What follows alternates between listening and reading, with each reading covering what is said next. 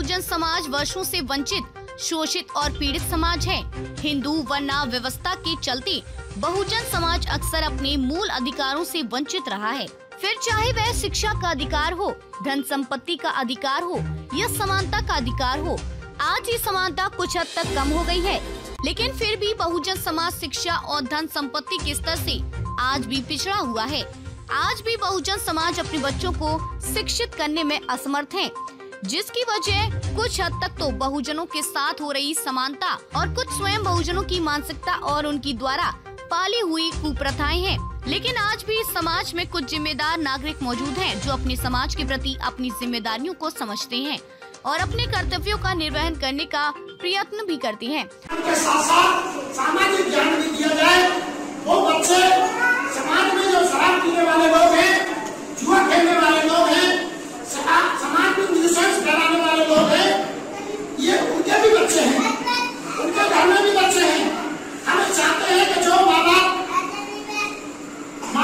झगड़ा करती है मजबूरी में, तो उनका पति शराब पीता है, जुआ खेलता है, कमा के लाता है, वो खर्च कर जाता है, तो माँ की जिम्मेदारी बेचारी महिला की होती है, वो किसी तरह झगड़ा फसाद करना उसकी मजबूरी है। अपने बच्चों को पढ़ने क्यों नहीं देते हैं, पढ़ाई के लिए क्यों नहीं वो करते हैं, तो ज्यादातर जो लोग हमको फीडबैक देते हैं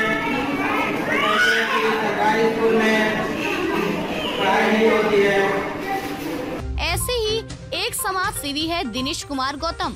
समाज के प्रति अपनी जिम्मेदारियों को समझते हुए दिनेश कुमार गौतम और उनके कुछ सहयोगियों ने बहुजन विकास परिषद के बैनर तले और जॉन टैक्स फाउंडेशन के सहयोग से दिनांक 26 जुलाई 2023 को नगला टेकचंद मधुनगर आगरा में बहुजन पाठशाला का शुभारंभ किया।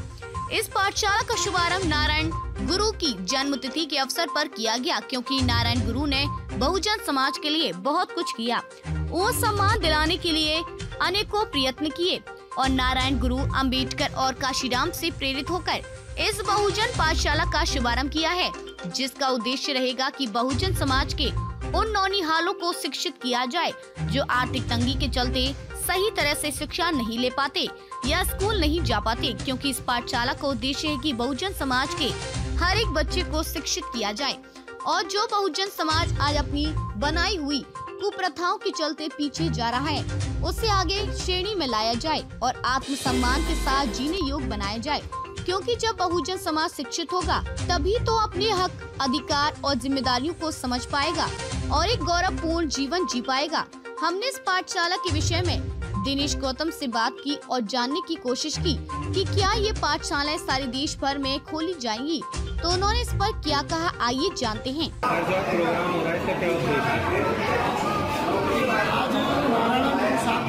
जन्मदिन है।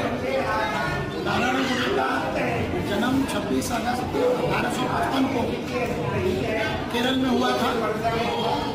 आज नारायण गुरु जी का जन्मदिन है, क्योंकि नारायण गुरु ने भी दक्षिण भारत में जिस तरह महात्मा फुले साहब ने मध्य भारत में शिक्षा की अलग जगाई थी, उसी प्रकार नारायण गुरु ने भी केरल में बड़े पैमाने पर अलग जगाई ने और उन्होंने तमाम शिक्षा का विचार प्रसार किया, शिक्षित हुए और दूसरों को शिक्षा देने लगा।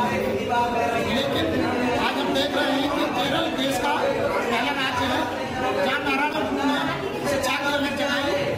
वो राज्य भारत में 100% शिक्षित होने का प्रमाण पा चुका है और केरल राज्य ही हमारे देश का 100% शिक्षित राज्य है।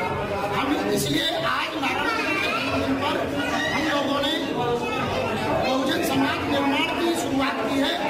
बहुजन समाज परिषद का मैं राष्ट्रीय अध्यक्ष प्रशासन संस्थापक हूँ और आज हमने बहुजन समाज परिषद के तत्वावधान में बहुजन समाज निर्माण की पहल के तहत पहला बहुजन पाठशाला आरंभ की है नगला टेकचंद के अंबेडकर सभागार में। बहुजन पाठशाला में क्या होने वाला है? बहुजन पाठशाला में आज के बाद जो बच्चे हैं, जो माँ बाप अपने बच्चों को ट्यूशन नहीं पढ़ा सकते, बहुत से ऐसे बच्चे हैं जो स्कूल नहीं जा सकते, उनको हम प्रेरित करेंगे वो स्कूल जाएं, सरकारी स्कूलों में उनके दाखिले कराए जाएं। सरकारी जो